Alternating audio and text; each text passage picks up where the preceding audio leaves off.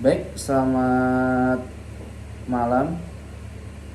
Pada kali ini saya ingin mewawancari Mbak terkait dengan kondisi psikologis ketika seseorang ditinggal wafat oleh kedua orang tuanya.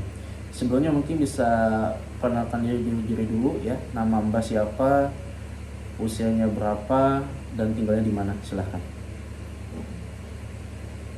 Nama saya Yaya, usia 30 tahun, tinggal saat ini di Depok.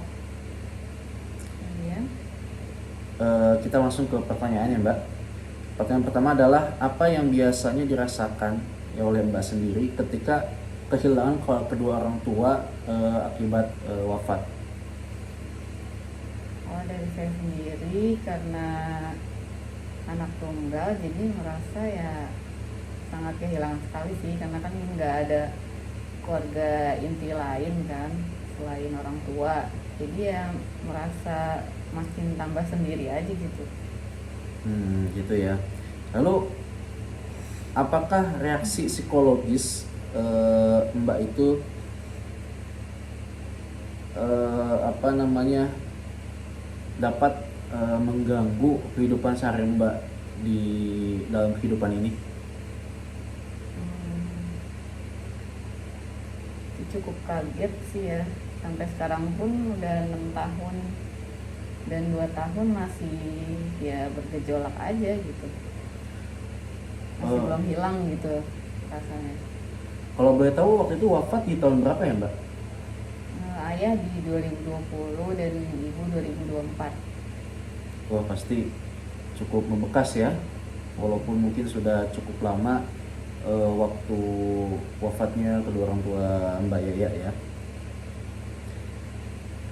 Lalu apa aja nih dampak psikologis yang paling umum yang dialami oleh Mbak sendiri ketika orang tua wafat? Lebih makin introvert aja sih, sama ya, kalau mau berkeluh kesah ya udah di diri sendiri aja, nggak ada tempat cerita gitu. Iya Aja yang sih. iya ya mungkin ketika ada orang tua Mbak bisa punya tempat cerita yang lebih luas ya, karena apa orang tua itu adalah orang terdekat kita dalam kehidupan gitu kan. Baik. Lalu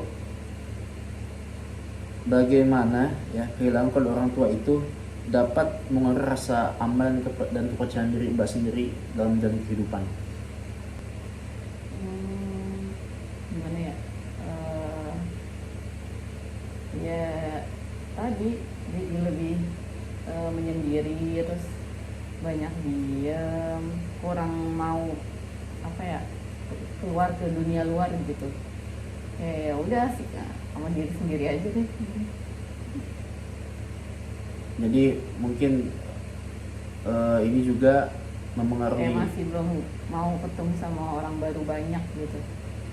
hmm, karena mungkin rasa sedih itu masih membekas ya Mbak, sampai sekarang walaupun mungkin tadi sudah wafat bertahun-tahun ya, yang sekarang kita sudah masuki tahun 2026. Oke. Lalu apa sih Mbak tanda-tandanya eh, ketika Mbak itu menunjukkan kesedihan mendalam, terima atau akibat kehilangan itu, apa tuh tanda-tandanya? Kalau sekarang sih lebih sering susah tidur ya. Mm-mm. Ya jadi kalau malam-malam ya udah, kayak me time sendiri atau ngeliat foto-foto gitu-gitu Mm-mm. aja sih. Yang saya sedihnya nggak mau dilihat orang gitu. Oh jadi lebih kepada menendam diri sendiri ya Mbak, Hmm, dan kepikiran juga kali ya, apalagi kan hmm, malam itu waktunya untuk hening ya, waktunya mungkin orang-orang itu untuk eh, nggak ada aktivitas. nggak ada aktivitas dan berpikir gitu kan, setelah apa yang sudah dilalui oleh orang itu dalam kehidupan ya. Terus eh, apakah eh, yang Mbak alami ya, apakah Mbak mengalami kehilangan besar seperti berisiko mengalami masalah kesehatan mental di kemudian hari? Ngaruh nggak tuh ke mental Mbak setelah wafat orang tua ini? Ngaruh sih. Apa aja tuh biasanya yang bikin ngaruh itu?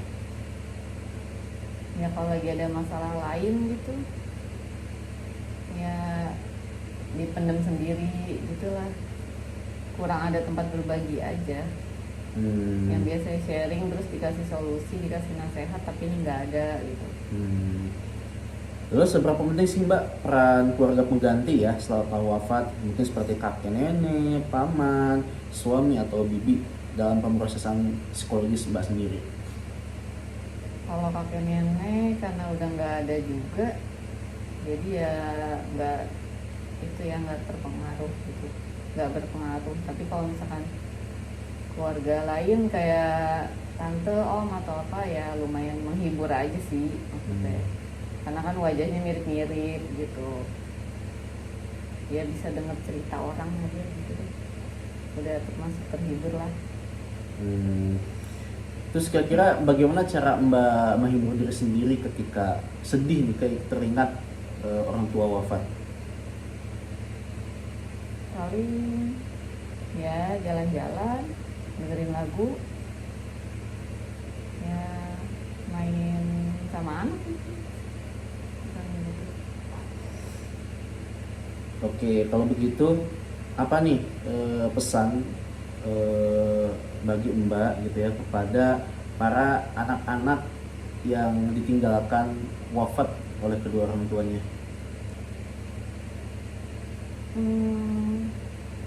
Harus kuat-kuat aja sih mentalnya, karena kan nggak semua orang bisa apa ya, buat diri sendirinya tuh, menghibur diri sendiri tuh susah sebenarnya ya, kan nggak semua orang bisa gitu. Balik lagi ke diri sendiri sih, gimana cara nyikapin kesedihannya gitu kan.